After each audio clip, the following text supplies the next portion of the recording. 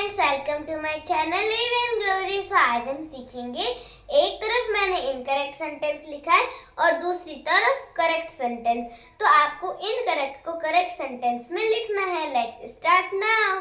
सो आज हम सीखेंगे, देखो जैसे आप भी देख रहे हो कि इनकरेक्ट सेंटेंस का ब्लॉक है और इसमें सारे जो सेंटेंस है वो इनकरेक्ट है, और ये जो ब्लॉक है इसमें जो भी सेंटेंस है आपको इस इनकरेक्ट को करेक्ट बना के लिखना है, ठीक है।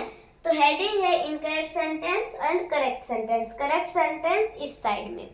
तो अब जैसे 4 क्वेश्चन है, पर ये भी आपको है ना, मतलब माइंड ब्लोइंग होंगे, आपको समझ ही नहीं आएंगे, क्योंकि ज्यादातर लोग इंग्लिश ऐसे ही बोलते हैं, इसलिए उन्हें पता नहीं चलेगा। तो देखो, फर्स्ट है I am brave than you, मतलब कि इसमें कंपैरिजन कर रहे, एक दूसरे की क्वालिटी बता रहे। जैसे I am brave than you, यानी कि मैं तुमसे ज्यादा समझदार हूँ, ठीक है।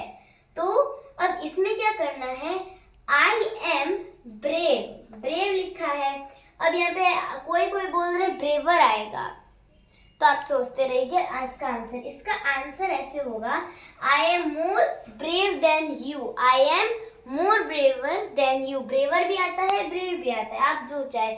हम यहाँ पे सिर्फ ब्रेव लिखेंगे। I am more,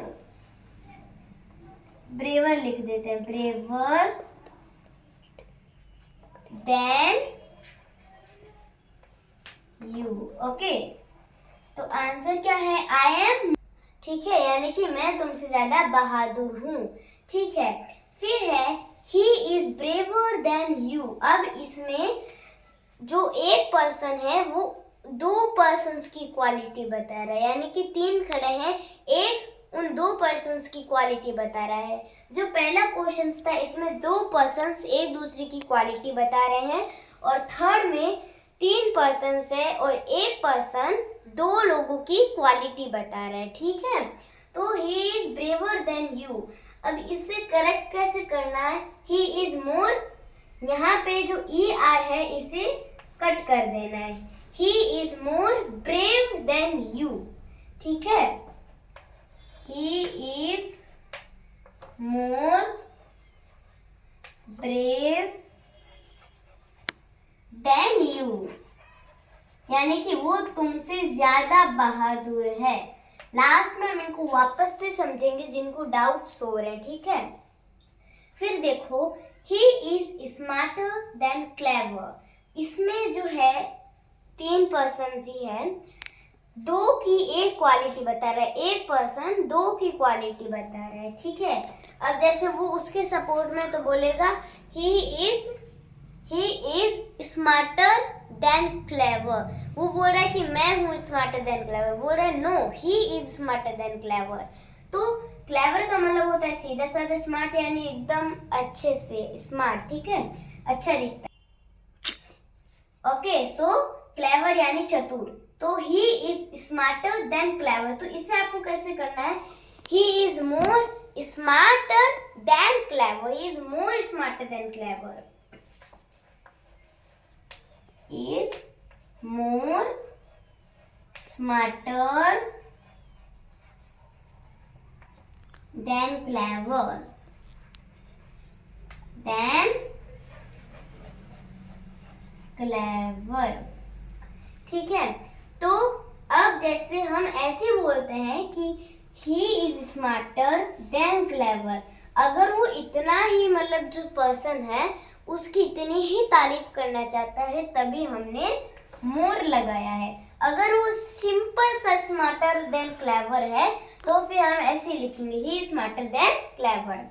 फिर है I want to know who is he. अब बहुत मोस्टली पर्सन यही बोलते हैं, 99% यही बोलते हैं, I want to know who is ही।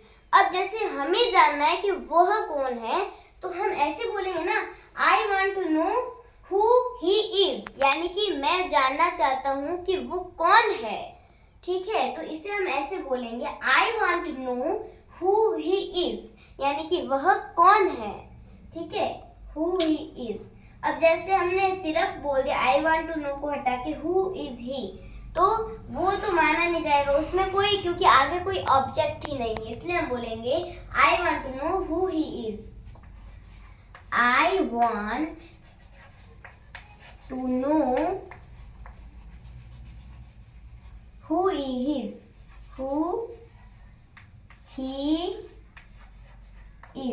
और ये क्वेश्चन इंट्रोगेटिव है क्योंकि यहाँ पे क्वेश्चन मार्क लग रहा है, ठीक है। अब हम इनको वापस से समझते हैं। जैसे है I am brave than you, अगर वो ज्यादा ही है मतलब ब्रेव, तो हम उसे ऐसे बोलेंगे I am more braver than you. फिर he is braver than you, अगर उसे ज्यादा क्वालिटी बताने की मैं तुमसे ज्यादा हूँ तो मोर लगाना है। फिर है ही स्मार्टर देन क्लेवर, यानी को ही इज स्मार्टर देन क्लेवर, तो आंसर आगे आता है he is more smarter than clever, यानी वो चतुर से ज्यादा स्मार्ट है, चतुर से ज्यादा स्मार्ट है, यानी कि इन दोनों के बीच का भी कंपैरिजन है, ठीक है। फिर है I want to know who is he, तो हम ऐसे बोलेंगे I want to know who he is, यानी कि वह कौन है हम ऐसे जानना चाहते हैं। ओके, आई होप कि आपको मेरा वीडियो पसंद आया होगा। सब मेरे वीडियो को लाइक शेयर सब्सक्राइब करना ना भूले। फिर मिलते हैं नए वीडियो के साथ, तब तक के लिए बाय बाय।